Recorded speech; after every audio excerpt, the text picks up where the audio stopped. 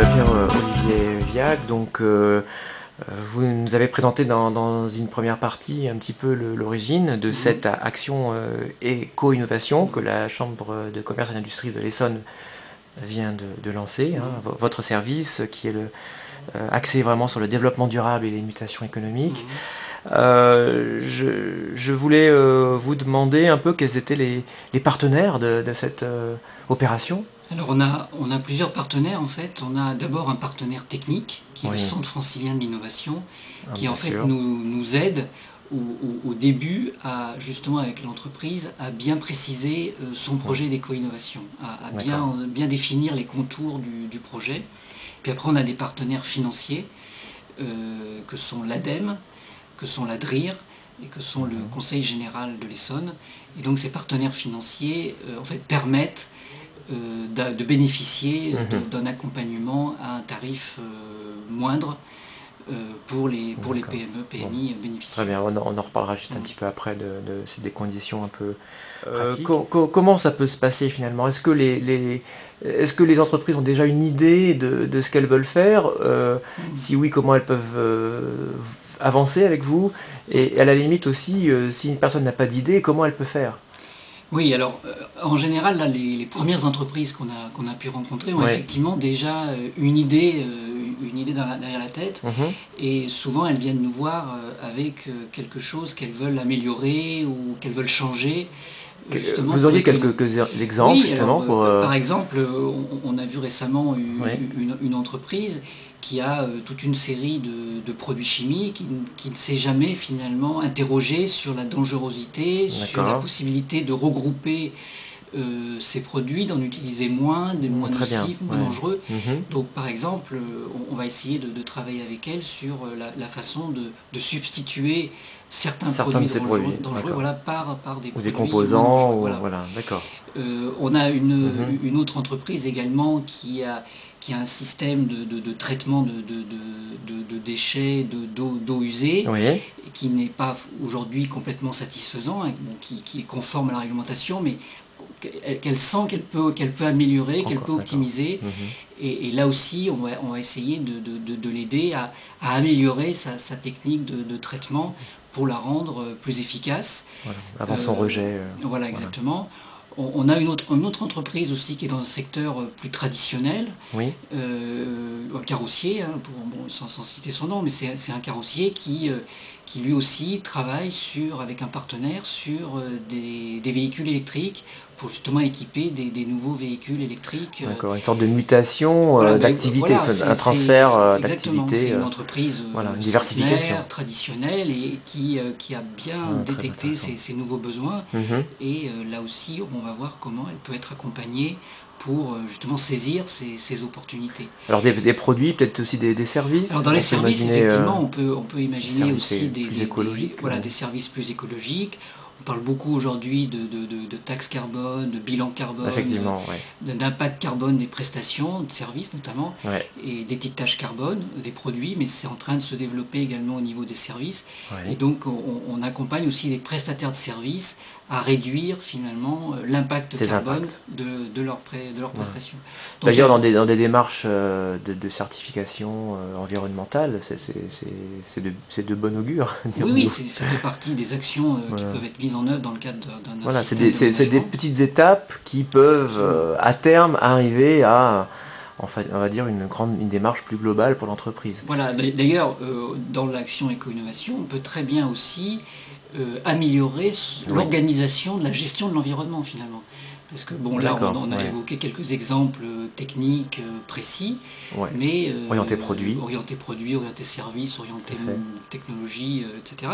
Mais ça peut aussi consister l'amélioration de la gestion de l'environnement, donc l'organisation de l'entreprise, comment on met en place une organisation dans l'entreprise pour mieux gérer l'environnement. Et c'est là qu'effectivement on renvoie à ces démarches de certification ISO 14001, avec notamment une approche par étape, là aussi, qu'on a développée en Essonne, qui est 1, 2, 3 environnement. Donc il y a plusieurs façons. Ça rentre dans un package global finalement. Voilà, il y a un package global, puis après c'est avec l'entreprise qu'on va identifier quel est le bon projet, la bonne façon pour elle d'éco-innover, de se lancer dans ce type de démarche. D'accord.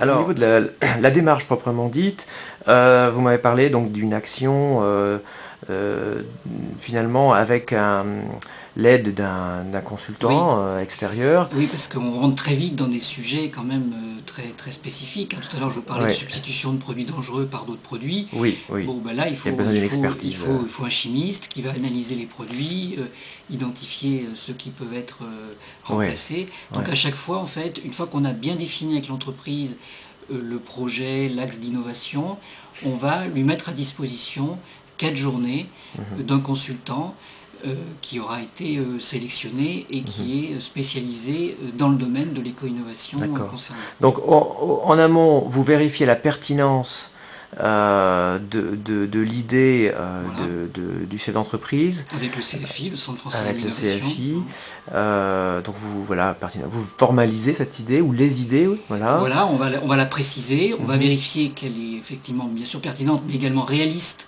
par rapport à notre programme, puisque c'est un programme qui est destiné aux PME, donc on a voulu que ça soit accessible, que ça soit pas trop complexe, donc pratique. Donc il faut que l'idée soit aussi soit pas démesurée par rapport à l'ambition de l'entreprise. Donc il faut qu'on vérifie l'adéquation, et une fois qu'on a bien fait valider avec l'entreprise cette possibilité, c'est là que intervient le prestataire de service. Voilà, donc c'est 4 jours, hein, j'ai retenu ça. Alors c'est un forfait, oui, c'est un forfait de 4 jours. Donc il reste un ticket modérateur à un coût pour l'entreprise qui est de 800 €. D'accord. Compte tenu des financements et des partenaires financiers, ADEME, DRIR et Conseil Général. Et donc au final, pour l'entreprise, c'est assez modique finalement pour une telle prestation. Très intéressant. Donc pour 800 € finalement, l'entreprise va bénéficier donc à la fois de l'expertise de la CCI et du CFI, Centre français de l'innovation, pour préciser son projet, et derrière des 4 journées d'accompagnement pour mettre en œuvre l'innovation.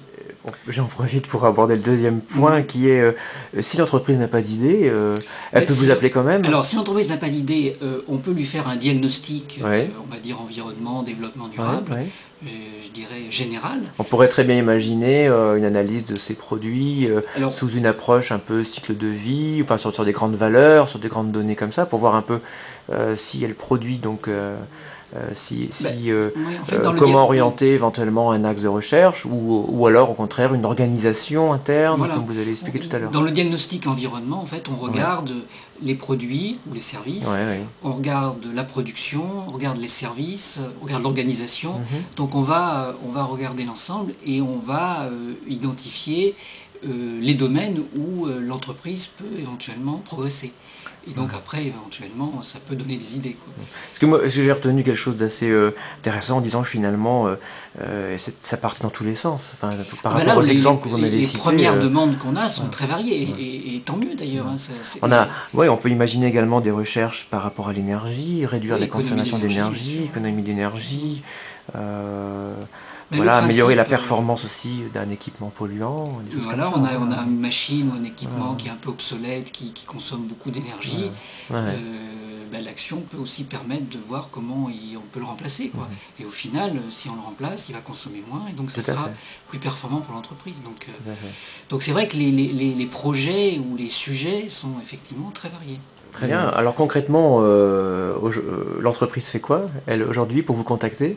Alors, elle nous appelle, elle appelle à la Chambre de commerce, donc il y a un numéro, 01 60 79 90 88, et on prend rendez-vous, et on va la voir, un premier contact. Eh bien, Monsieur Biac, merci de cette présentation.